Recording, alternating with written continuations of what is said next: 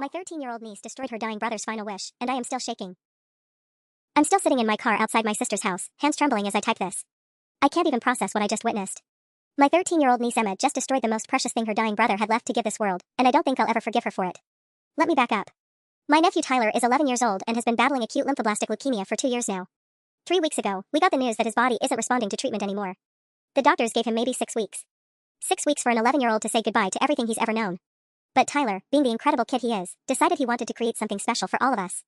For the past month and a half, he's been working on what he called his memory book, a thick, hand-bound journal filled with drawings, letters, stories, and little keepsakes for each family member. Every day when I visit, I'd find him hunched over that book at the kitchen table, his bald head bent in concentration as he carefully drew pictures or wrote in his shaky handwriting.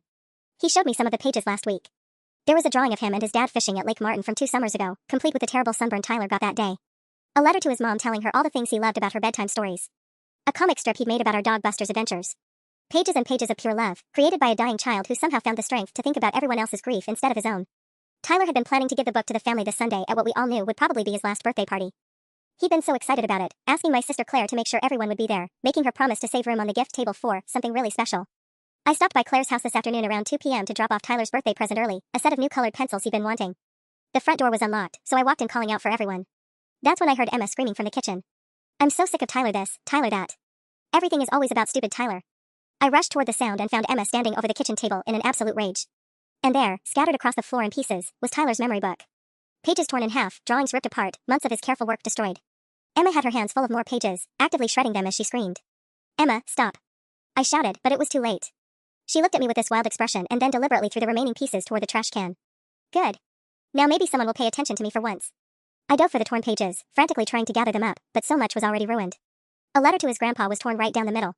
The fishing drawing was in 4 pieces. Weeks of Tyler's precious energy and love, scattered like confetti across the kitchen floor. Emma stormed out, slamming her bedroom door so hard the house shook. I'm still here, sitting with a pile of destroyed memories, trying to figure out how to tell a dying 11-year-old that his final gift to his family has been obliterated by his own sister's jealousy. Claire and Tyler are at his appointment right now. They'll be home in an hour.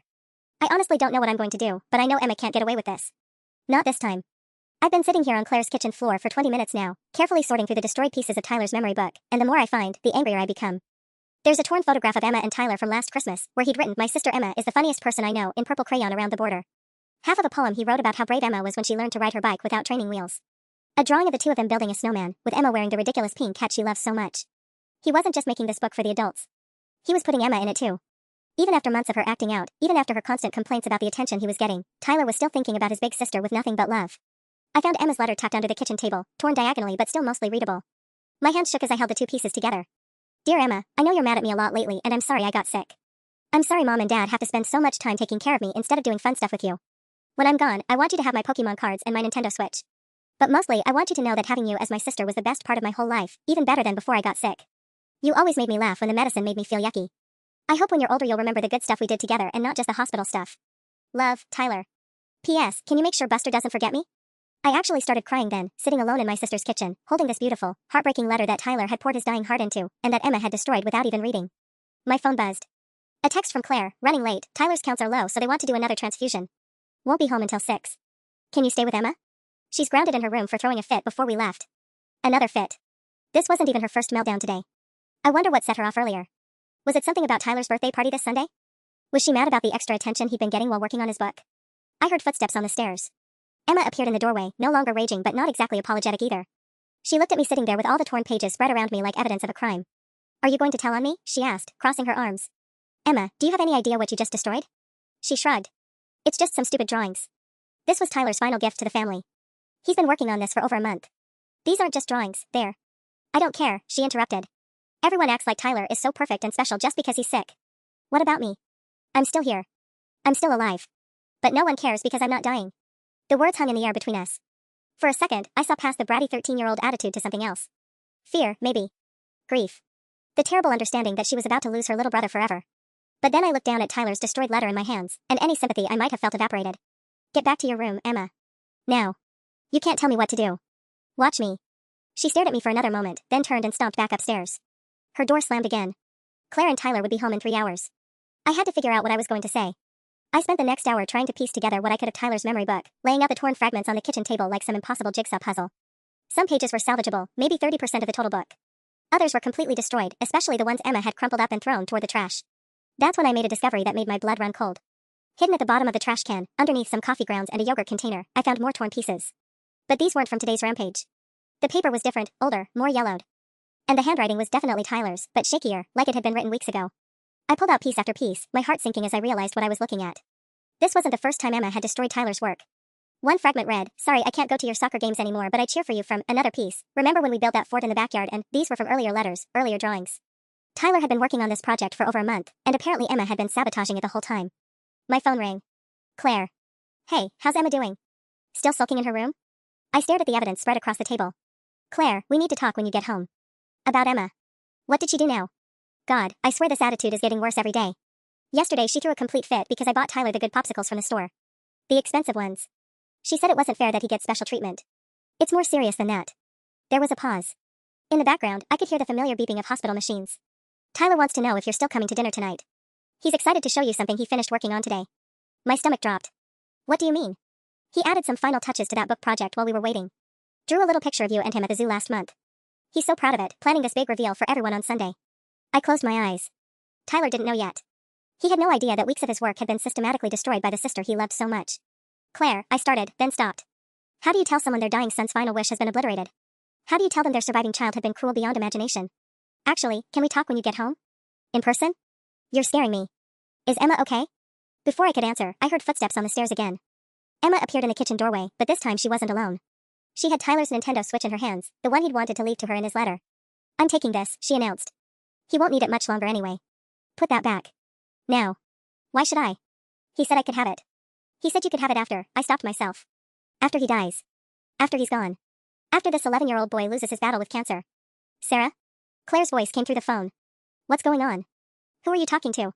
Emma smirked at me, clutching the switch tighter. Go ahead. Tell Mom what I did. See if anyone believes you. Sarah, answer me. Is everything all right? I looked at Emma, really looked at her. 13 years old, about to lose her little brother, acting out in the most horrible way imaginable.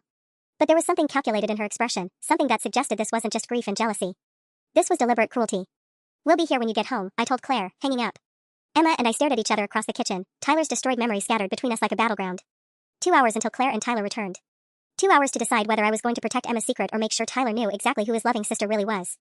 The standoff with Emma lasted about 30 seconds before she apparently decided she'd pushed far enough. She set Tyler's switch on the counter with exaggerated care and headed back toward the stairs. Just remember, she called over her shoulder, if you tell them what happened, Tyler's going to be even more upset. Is that really what you want? To make a dying kid cry?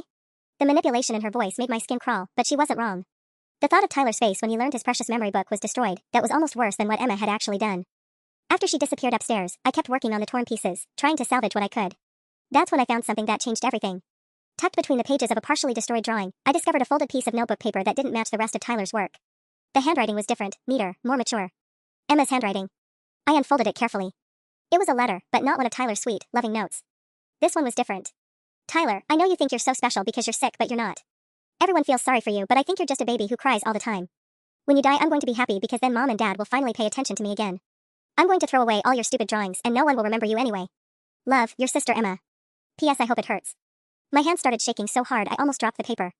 This wasn't just a bratty 13-year-old having a breakdown. This was something else entirely. Something cruel and calculated that went way beyond normal sibling jealousy. I read it 3 more times, hoping I was misunderstanding something, but the words didn't change. Emma had written this. Had probably slipped it into Tyler's book while he wasn't looking. Had he seen it? Did he know his sister had written these horrible things about him? The worst part was imagining Tyler finding this letter mixed in with his drawings and having to process that level of hatred from someone he clearly loved so much. No wonder he'd been looking tired lately. I'd assumed it was just the progression of his illness, but what if he'd been carrying this emotional weight too? I heard Emma's bedroom door open again, followed by the sound of her talking to someone. At first I thought she might be on the phone, but then I realized she was video chatting, probably FaceTime with one of her friends. I know, right? It's so annoying, she was saying, her voice carrying down the stairs. Like everyone acts like he's some kind of saint just because he has cancer. But he's still the same annoying little brother he always was. I crept closer to the bottom of the stairs, trying to hear more. Mom and Dad spent like $300 on his art supplies for the stupid project he's been working on, but when I asked for new clothes for camp they said money was tight. Honestly, sometimes I wish he would just. There was a pause. I mean, I know that's terrible to say, but this whole thing has been going on for 2 years. I'm tired of everything being about Tyler.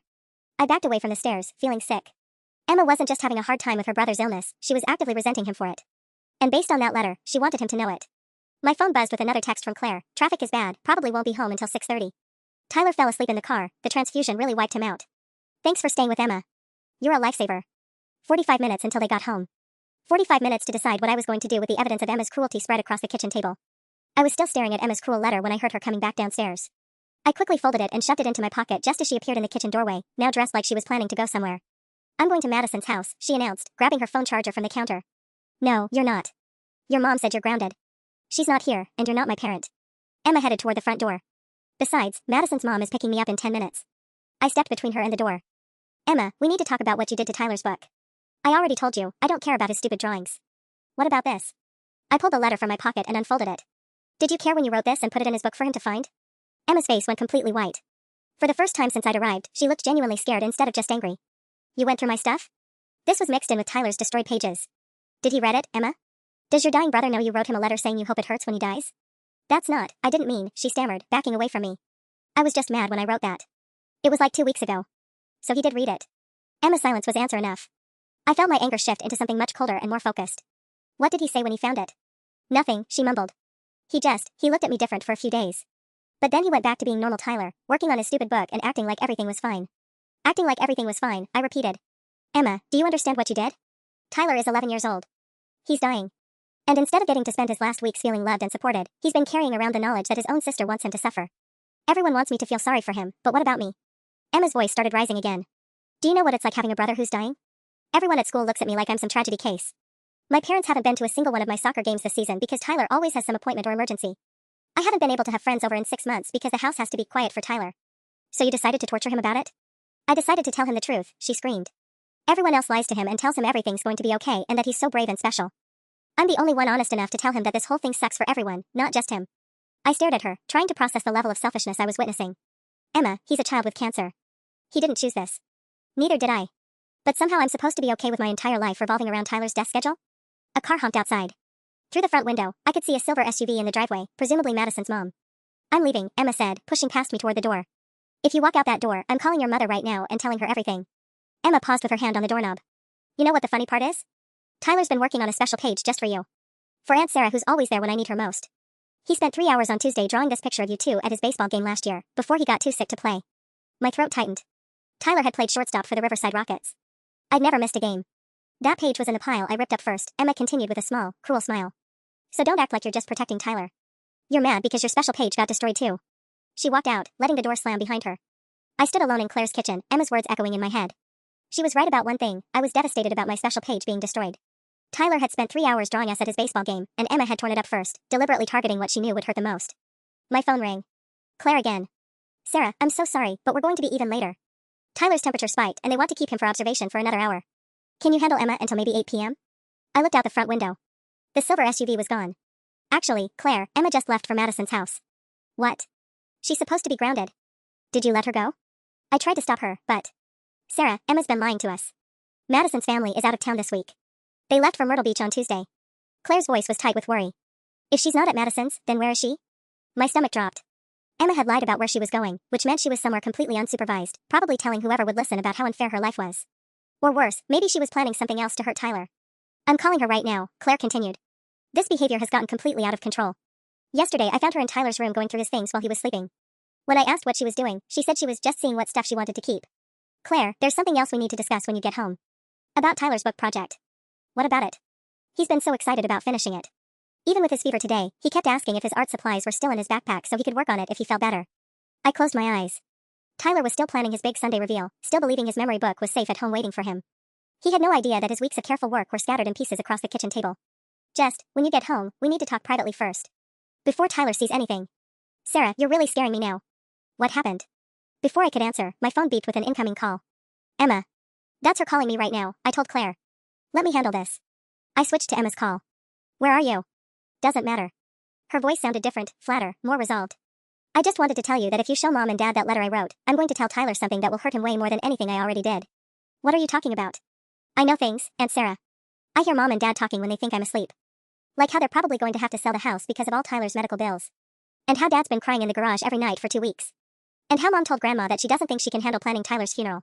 My blood went cold. These weren't things an 11-year-old should ever have to hear. Emma, you can't tell Tyler any of that. Then don't show anyone that letter.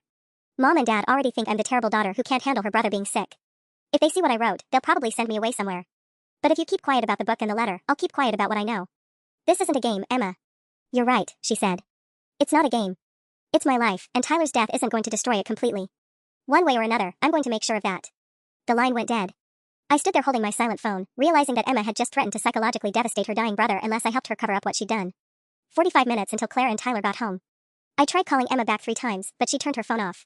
The silence in Claire's kitchen felt suffocating as I stared at the evidence of destruction spread across the table, torn drawings, shredded letters, and the cruelest piece of all, Emma's hateful note still clutched in my hand. My mind raced through Emma's threat. She knew things that would devastate Tyler: financial ruin, their father's breakdown, funeral planning conversations. Things that would strip away the last bit of peace an 11-year-old should have in his final weeks. But letting her get away with destroying his memory book felt like betraying Tyler in the worst possible way. I was still trying to decide what to do when I heard a car in the driveway. Through the front window, I watched Claire's Honda pull up, 2 hours earlier than expected. My heart started pounding as I saw Tyler in the passenger seat, awake and looking more alert than Claire had described on the phone. I had maybe 90 seconds to make a choice that would affect the rest of this family's life. Frantically, I started gathering up the torn pieces of Tyler's book, shoving them into a kitchen drawer. I wiped down the table and threw away the obvious scraps, my hands shaking as I tried to erase the evidence of Emma's cruelty. Tyler's art supplies were still scattered on the counter from his morning work session, making the scene look normal. The front door opened just as I slammed the drawer shut. "Sarah." Tyler's voice was weaker than usual, but genuinely happy. "You stayed. Mom said you might still be here." He shuffled into the kitchen wearing his favorite Pokemon hoodie, the one that hung loose on his shrinking frame. "Hey, buddy. How was the hospital?" "Boring, but I finished something cool while we were waiting." He pulled out a folded piece of paper from his hoodie pocket. "Want to see the last page I added to my memory book? It's the one I made for you." My throat constricted. This was the replacement page, the one he'd worked on today to replace whatever Emma had destroyed earlier. He had no idea his weeks of work were sitting torn apart in the kitchen drawer 3 feet away from us. Claire appeared behind him, looking exhausted. "Where's Emma?" I tried calling her 4 times. "She's..." I hesitated, watching Tyler carefully unfold his new drawing. It showed the 2 of us at Riverside Park last month, feeding the ducks by the pond. He'd drawn us both smiling, with a flock of cartoon ducks surrounding our feet. In his shaky handwriting, he'd written, "Aunt Sarah always makes the sad days better." She went to a friend's house, I finished, the lie tasting bitter. Tyler held up his drawing proudly. "Do you like it?" I wanted to put it with all the other pages, but I can't find my book anywhere. I left it on the kitchen table this morning before we left for the hospital. Claire started looking around the kitchen. "That's weird. It was definitely here when we left. Maybe Emma moved it somewhere safe?"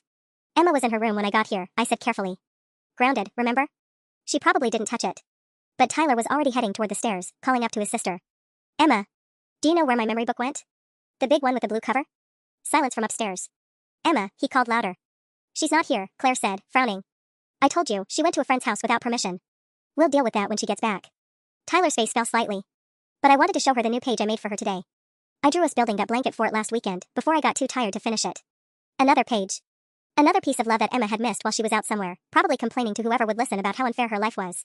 "I'm sure your book is somewhere safe," I told Tyler, hating myself for the deception. "Maybe you left it in your room?" "No, I always work on it down here where the light is better." Tyler's brow furrowed with worry. What if someone threw it away by accident? What if it's gone? The panic in his voice made my chest tight. Claire put her arm around his shoulders, and I could see her own worry starting to mount. "We'll find it, sweetheart. I promise.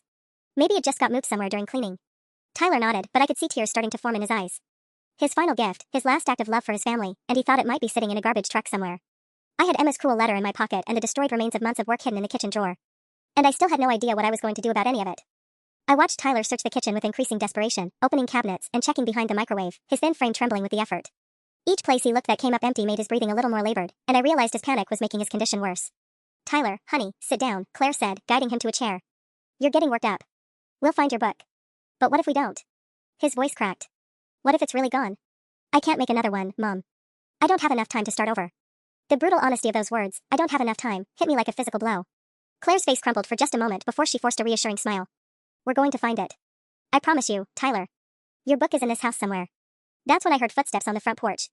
Emma was back. She walked through the door with forced casualness, tossing her hair like she'd just returned from a perfectly normal afternoon with friends. But I caught the quick, calculating glance she shot toward the kitchen table, checking to see if the evidence was still there. "Hey," she said, dropping her phone on the counter. "What's everyone doing?" "Emma."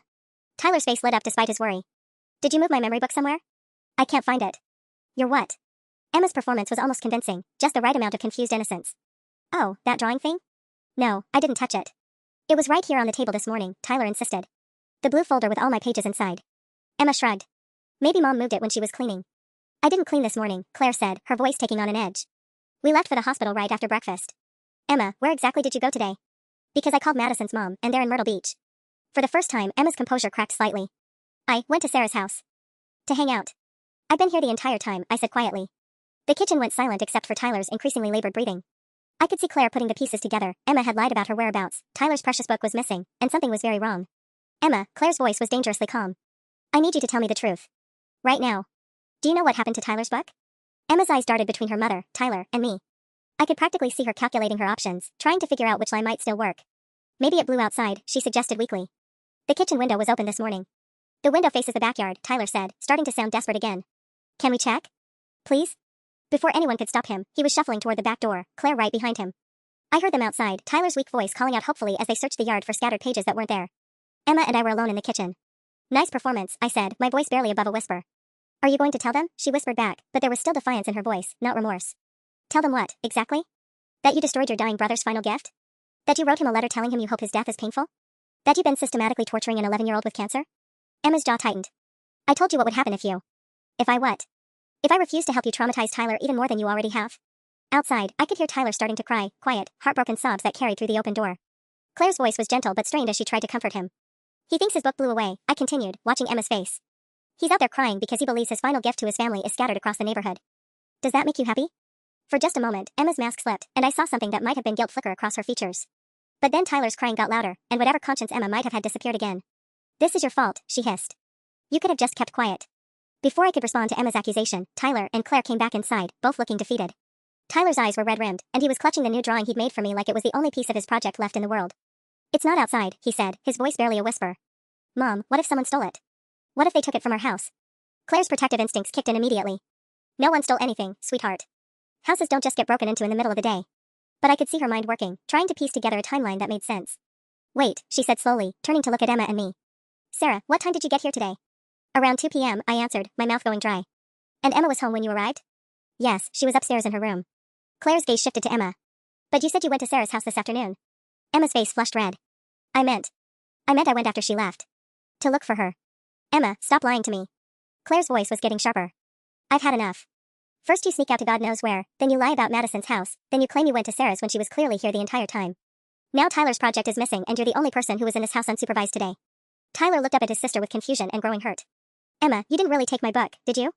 The question hung in the air like a challenge. Emma stared at her little brother, this sick, trusting kid who still wanted to believe the best of her despite everything. Of course I didn't take your stupid book, she said, but her voice lacked conviction. It's not stupid, Tyler said quietly. It was for you too. I made you 3 whole pages, and a letter, and I drew us at the beach from last summer when you taught me how to boogie board. I watched Emma's face crumble slightly at the mention of the beach drawing. That had been one of the pages she'd torn up. I remembered seeing pieces of blue crayon that must have been the ocean. Claire was studying Emma's expression with growing alarm. Emma, I need you to look me in the eye and tell me you had nothing to do with Tyler's book going missing. Mom, why would I? Look me in the eye. Emma tried, but she couldn't hold her mother's gaze for more than a few seconds. That was all the confirmation Claire needed. Oh my God, Claire breathed. Emma, what did you do? I didn't do anything. Where is Tyler's book? I don't know. Tyler started crying again, harder this time. She did take it, didn't she? Emma, why would you take my book? It was supposed to be a surprise for everyone. Because I'm sick of everything being about you. Emma exploded, her careful facade finally cracking completely. I'm sick of your book and your drawings and everyone acting like you're some kind of angel just because you have cancer. The kitchen went dead silent except for Tyler's quiet sobs. Claire's face went white. Emma, where's your brother's book? Emma glanced at me desperately, probably hoping I'd somehow save her from this moment. But I just stared back, thinking about Tyler's letter to her, the one where he'd apologized for getting sick and promised her all his favorite things. I threw it away, Emma whispered. Tyler's crying stopped abruptly, replaced by a stunned silence that was somehow worse. You threw it away? Claire's voice was barely a whisper, like she couldn't quite process what Emma had just confessed. Tyler stared at his sister with an expression I'd never seen on his face before, complete and utter devastation mixed with disbelief. Emma, no. Please tell me you're lying. Please. The garbage truck came this morning, Emma said, her voice flat and defensive. So it's gone anyway. That was a lie. I knew the torn pieces were sitting in the kitchen drawer right behind her, but somehow her adding that detail, making Tyler believe his work was completely irretrievable, felt even crueler than the original act. Tyler's knees buckled. Claire caught him as he started to sink toward the floor, his thin body racked with sobs that seemed too big for his failing lungs. 6 weeks of work, he gasped between tears. Mom, it was 6 weeks. I drew Grandpa's farm, and Dad fishing, and Emma at the beach, and the letter I wrote for you about bedtime stories, and... Shoo, baby, shoo, Claire whispered, holding him against her chest, but her eyes were locked on Emma with an expression of horror I'd never seen before. We'll figure this out. There's nothing to figure out. Tyler cried. It's gone. The garbage truck took it and now no one will have anything to remember me by. Emma flinched at her brother's words, but instead of backing down, she doubled down on her cruelty. Maybe that's better anyway. Maybe everyone will get over you faster if they don't have some stupid book making them sad all the time. Claire's sharp intake of breath was audible across the kitchen. Emma, go to your room. Now. Fine. Emma spun toward the stairs, but Tyler's voice stopped her. The page I made for you today, he said, his voice broken but still hopeful. I drew us building that fort last weekend. Do you want to see it before I put it with the other? He stopped, remembering. I don't know what to do with it now. Emma turned back to look at her brother. The sick little boy holding up a drawing he'd made for her was shaking hands while getting a blood transfusion. For a moment, I thought she might crack, might show some semblance of remorse. Instead, she said, I don't want your pity art, Tyler. Keep it. Tyler's face crumpled completely. The drawing fluttered to the floor as he buried his face in Claire's shoulder. That's when I reached my breaking point. Emma, that's enough. I stood up, my voice shaking with rage. Tyler, your book isn't gone. Both Claire and Emma spun to stare at me. What do you mean? Claire asked. I walked to the kitchen drawer and pulled out the torn pages I'd hidden earlier. Emma's face went completely white as I spread them across the table, dozens of ripped pieces, some barely recognizable, others salvageable. Emma didn't throw the book away, I said, my voice steady despite the fury coursing through me. She tore it apart. Right here in this kitchen, while you and Tyler were at the hospital. I watched her do it. Tyler lifted his head from Claire's shoulder, staring at the fragments of his work with a mixture of hope and devastation. But some of it survived, I continued, shooting Emma a look that could have melted steel. We can take pieces back together. We can save some of your letters and drawings. You said the garbage truck came, Tyler whispered to Emma, his voice full of confused hurt. Emma's mouth opened and closed soundlessly. She'd been caught in yet another lie, this one designed purely to cause Tyler maximum pain. Claire's voice, when she finally spoke, was colder than I'd ever heard it. Emma, get upstairs. Now. We'll discuss your punishment after I help Tyler. But Emma wasn't done. In a last desperate attempt to deflect blame, she pulled out her nuclear option. Tyler, did you know Mom and Dad are going to lose the house because of your medical bills? The words hit the kitchen like a bomb. Tyler's face went completely blank, like Emma's words had short-circuited something in his brain. The kitchen fell into a silence so absolute I could hear the refrigerator humming. What? Tyler's voice was barely a whisper. Claire's face had gone from pale to gray. Emma, stop talking. Right now. But Emma was in full scorched earth mode now, probably figuring that if she was going down, she might as well take everyone with her. And Dad cries in the garage every night because he thinks she can't hear him. Mom's already been talking to Grandma about funeral plans. Emma. Claire's voice cracked like a whip, but it was too late. Tyler looked between his mother and sister, his 11-year-old mind trying to process information no child should ever have to handle. Mom? Is that true? Are we going to lose our house? The pause before Claire answered was a heartbeat too long. Tyler, sweetheart, grown-up problems aren't something you need to worry about. That's not an answer, Tyler said, and despite his weakness, his voice carried a new kind of strength, the terrible clarity that comes with having your worst fears confirmed. Are we losing our house because I got sick? I watched Claire's world crumble in real time. She'd been trying so hard to protect Tyler from the financial reality of his treatment, to let him focus on getting better instead of worrying about adult concerns. Now Emma had ripped that protection away with surgical precision. The house doesn't matter, Claire said desperately. What matters is. It does matter. Tyler's voice rose higher than I'd heard it in months. It matters because it's Emma's home too. Mom, how much do my treatments cost? Emma was still standing by the stairs, and for the first time since I'd arrived, she looked genuinely shocked by what she'd unleashed. I don't think she'd expected Tyler to focus on how this affected her instead of himself. Tyler, please, Claire said, kneeling down to his eye level. We're going to figure everything out. Families deal with hard things, and we're going to deal with this. How much? Tyler repeated, his voice getting stronger. How much money have you spent trying to keep me alive? Claire's silence was answer enough. Tyler's face cycled through a dozen emotions, shock, guilt, anger, and something that looked almost like relief. The experimental treatment Dr. Martinez mentioned last week, Tyler said slowly. The one you said we'd think about. You said no because it costs too much, didn't you? Tyler. Didn't you? Claire's hands were shaking as she reached for him. Baby, that treatment only had a 15% success rate. It wasn't about the money. How much would it cost? That doesn't matter. How much? Tyler shouted, and the effort sent him into a coughing fit that had Claire rubbing his back while he struggled to breathe. When the coughing stopped, Tyler looked directly at Emma. Is this why you're so mad at me? Because I'm expensive? Emma's mouth opened, but no sound came out. I realized she was finally seeing the full scope of what she'd done, not just destroying her brother's art project, but forcing him to confront the brutal economics of his own death. $90,000, Claire said quietly. The treatment would cost $90,000. Tyler nodded like this confirmed something he'd already suspected. And we don't have $90,000 because you've already spent everything trying to save me. We spend it because we love you, Claire said fiercely. Every penny was worth it for more time with you. Tyler looked around the kitchen, at his torn artwork scattered on the table, at Emma frozen by the stairs, at me standing helplessly with fragments of his letters in my hands. I want to call Dad, he said finally. I want him to come home from work. I think we need to have a family meeting. 20 minutes later, my brother-in-law David walked through the front door looking like he'd aged 5 years since morning. Claire had called him at the construction site, and apparently hearing Tyler knows about the house and wants a family meeting was enough to make him drop everything and speed home. Tyler was sitting at the kitchen table, carefully sorting through pieces of his destroyed memory book with the methodical precision of someone trying to stay calm. He'd organized the fragments into 3 piles, definitely fixable, maybe fixable, and completely ruined. The completely ruined pile was by far the largest. David's eyes immediately went to the torn pages spread across the table. What happened here? Emma destroyed Tyler's book, Claire said, her voice hollow. Tore it apart while they were gone today. Then she told Tyler about our financial situation and your evening routine in the garage. David's face went through the same progression I'd watched Claire experience, confusion, disbelief, and finally a kind of devastation that made him look like he'd been physically struck.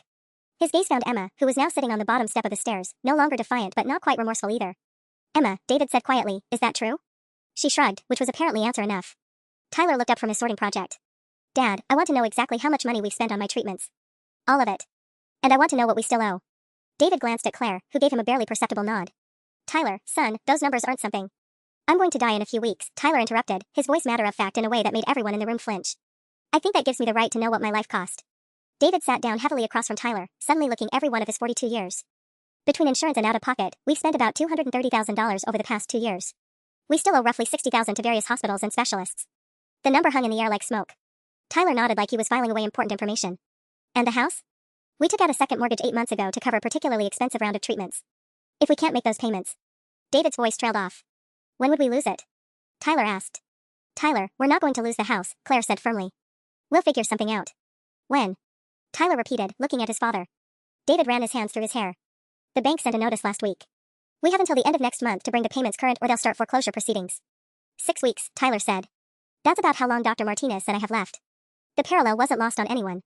Tyler would die right around the time his family lost their home, 2 catastrophic losses that would hit Emma and his parents simultaneously. I want to stop treatments, Tyler announced, his voice clear and decided. Tyler, no, Claire said immediately. Mom, listen to me. The treatments aren't working anyway. Dr. Martinez said so on Tuesday. All they're doing now is making me sick and costing money we don't have.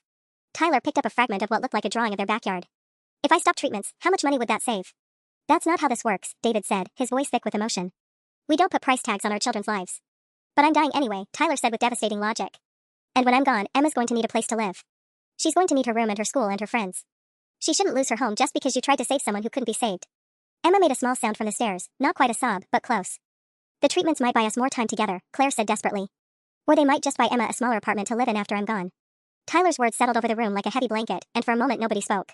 Then Emma stood up from the stairs, her face streaked with tears I hadn't seen her shed all day. Stop it, she said, her voice cracking. Just stop talking like that. Like what? Tyler asked, genuinely confused by his sister's sudden emotion. Like you're some kind of hero who's going to save everyone by dying faster. Emma wiped her nose with the back of her hand. You think I want you to stop treatments? You think I want you to just give up? Tyler blinked at her. But you said. I said a lot of stupid things because I'm angry and scared and I hate that everyone's going to leave me. Emma's voice rose to a near shout. But I don't actually want you to die, Tyler. I don't want you to stop fighting. David stood up slowly, moving toward Emma. Sweetheart, nobody's going to leave you. Yes, you are. Emma turned on him with renewed fury. Tyler's going to die, and then you and Mom are going to be so sad you won't even see me anymore. You'll just think about him all the time and wish it was me who got sick instead. Emma, that's not true, Claire said softly. It is true.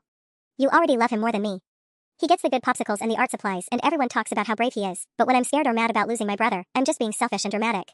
Tyler was staring at his sister like he'd never seen her before. Emma, I didn't know you were scared about Mom and Dad forgetting you. Of course you didn't know. Nobody asks me how I'm doing. Nobody asks me if I'm okay with watching my little brother die. Emma's voice broke completely. Everyone just expects me to be fine with it because I'm not the one who's sick. I realized we'd all been so focused on protecting Tyler and managing his illness that we'd never actually asked Emma how she was coping with the impending loss of her brother. We'd expected a 13-year-old to process terminal illness and family financial ruin with adult-level emotional maturity. Tyler carefully set down the piece of artwork he'd been holding and looked directly at Emma. I'm sorry I got sick, he said quietly. I'm sorry it ruined everything for you. Don't apologize for being sick. Emma shouted through her tears. That's not your fault and it makes me feel worse when you do that. Then what do you want me to do? Tyler asked, his own voice starting to shake. I can't get better. I can't save the house. I can't fix any of this. Emma was quiet for a long moment, tears streaming down her face. Finally, she walked over to the kitchen table and sat down across from Tyler. She picked up a torn piece of paper from the definitely fixable pile, part of what looked like a drawing of the two of them. I want you to let us try to tape your book back together, she said, not meeting his eyes. And I want you to keep doing treatments until the doctors say they really won't help anymore. Not because of money, but because you want to. Tyler studied his sister's face. What about the house? We'll figure out the stupid house, David said firmly. There are programs for families dealing with medical expenses. Your mom's been researching assistance options. We might have to move, but we'll still be together. Claire nodded. Emma's right. The money shouldn't determine how we spend whatever time we have left with you. Tyler looked around the table at his family, then down at the scattered pieces of his memory book. Okay, he said finally. But I want Emma to help me fix the book. And I want her to tell me what she wants me to write in her letter this time. Emma's breath caught. You'd still write me a letter? After everything I did? You're my sister, Tyler said simply. Of course I'm still writing you a letter. That's when Emma completely broke down, reaching across the table to grab Tyler's hand. I'm so sorry, she sobbed. I'm sorry I ripped up your book and said those horrible things. I'm sorry I've been so mean when you're sick. Tyler squeezed her hand with what little strength he had. I'm sorry too. For getting sick and making everything scary. As I watched the two of them crying and holding hands across a table covered with the remnants of Tyler's destroyed artwork, I realized that maybe this family crisis had actually accomplished something important. Emma's cruelty had been inexcusable, but it had also forced conversations that needed to happen. Now the real work would begin, piecing together not just Tyler's memory book, but a family that had been fractured by illness, fear, and miscommunication. We spent the next 3 hours at that kitchen table, carefully piecing together what remained of Tyler's memory book. The work was painstakingly slow, matching torn edges, figuring out which fragments belonged to which drawings, trying to salvage letters where only half the words were still readable. Emma worked with an intensity I'd never seen from her before, handling each piece like it was made of glass. When she found 2 halves of the beach drawing Tyler had mentioned, the one of her teaching him to boogie board, she spent 20 minutes trying to align them perfectly, tears dropping onto the paper as she worked. I remember this day, she said quietly, holding up the reassembled drawing. You got knocked over by that huge wave and came up with seaweed in your mouth. Tyler managed a weak smile. You laughed so hard you snorted. Did not. Did too. Mom has it on video. For a moment, they were just siblings again, teasing each other over a shared memory. But then Tyler started coughing, deep, rattling coughs that reminded everyone why we were having this conversation in the first place. By 9 p.m., we'd managed to salvage maybe 40% of the original book. Some pages were completely restored, others were partial fragments taped together with obvious gaps, and too many were just gone forever. The fishing trip with Dad, the letter to Grandpa about his farm, several drawings of family pets, all torn beyond repair. Tyler was exhausted, his face gray with fatigue, but he insisted on trying to rewrite some of the missing letters from memory. I remember what I wanted to say to Grandpa, he said, his hand shaking as he picked up a pencil. About how his stories about the farm always made me feel better when I was scared at the hospital. David had called in sick for tomorrow so he could help with the restoration project. Claire had already contacted Tyler's medical team to schedule a meeting about treatment options that wouldn't bankrupt the family. And Emma had asked if she could sleep on Tyler's bedroom floor tonight, in case he needs anything. It felt like progress. Like maybe this family could survive Tyler's loss without completely falling apart. That's when my phone rang. Claire's neighbor, Mrs. Henderson. Sarah? I'm so sorry to bother you, but I think you need to know something about Emma. My stomach dropped. What do you mean? I was walking my dog this afternoon around 3 p.m., and I saw Emma in your sister's backyard. She was burning something in that old metal trash can behind the shed. I stepped away from the table, lowering my voice. Burning what? Paper, from what I could tell. Lots of it. And Sarah, the smoke was really dark, like she'd used lighter fluid or something to make sure it burned completely. I closed my eyes, understanding immediately. Emma hadn't just torn up Tyler's memory book in a fit of rage. She'd systematically destroyed the parts she thought were most important, burning them to ensure they could never be recovered. Did you see how much paper? I asked. A good amount. She was out there for maybe 20 minutes, feeding pages into the fire. I thought about asking if she needed help, but she looked so focused. Like she didn't want to be interrupted. I thanked Mrs. Henderson and hung up, staring at the kitchen table where Emma was carefully taping together fragments of a drawing she'd already decided were worthless enough to burn. The progress we'd made tonight, the tears and apologies and promises to do better, it was all built on Emma's continued deception. She'd let Tyler hope that most of his book could be salvaged while knowing she deliberately destroyed the most meaningful parts. Tyler looked up from his letter writing, pencil trembling in his thin fingers. Aunt Sarah? Is everything okay? You look upset. I looked at Emma, who was suddenly very focused on her tape dispenser, refusing to meet my eyes. Everything's fine, buddy, I lied. Just keep working on Grandpa's letter. But as I watched Emma continue her performance of remorse, I realized we were right back where we started. She was still lying, still manipulating, still finding ways to hurt Tyler while making herself look sympathetic. The question was, did I expose her again and shatter this fragile family peace, or let Tyler die believing his sister had only destroyed his book by accident? I made my decision while watching Tyler struggle to rewrite his letter to Grandpa, his 11-year-old hands shaking with exhaustion as he tried to recreate something beautiful that Emma had deliberately burned to ash. Tyler, take a break for a minute, I said, standing up from the table. I need to tell everyone something important. Emma's head snapped up, her eyes wide with panic. Aunt Sarah, don't. Mrs. Henderson called, I said, cutting her off. She saw you in the backyard this afternoon, Emma. Around 3 p.m. Burning papers behind the shed. The kitchen went completely silent. David's hand froze halfway to reaching for a torn drawing. Claire's face drained of color as she processed what I'd just said. Tyler looked confused. Burning papers? Emma didn't just tear up your memory book in a fit of anger, I continued, my voice steady despite my racing heart. She systematically destroyed it. First she burned the pages she thought were most important, probably your letters to Mom and Dad, your drawing of Grandpa's farm, anything she knew you'd spent the most time on. Then she tore up what was left for me to find. Emma shot to her feet. That's not true. Mrs. Henderson is confused, she's like 90 years old. She's 68 and sharper than most people half her age, Claire said, her voice hollow. Emma, is this true? No. I told you I was sorry. I helped fix everything.